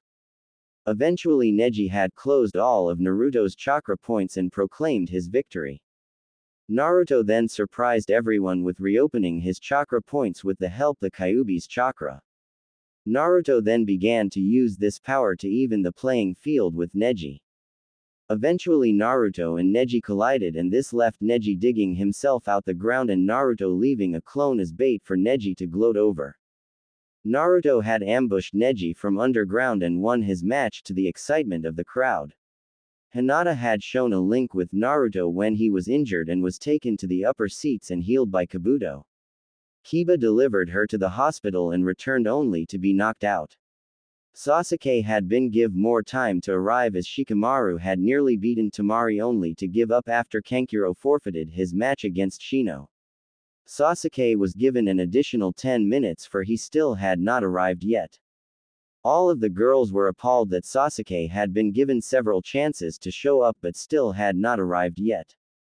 Right at the last second Sasuke and Kakashi showed up, impressing some but pissing off others, especially the girls.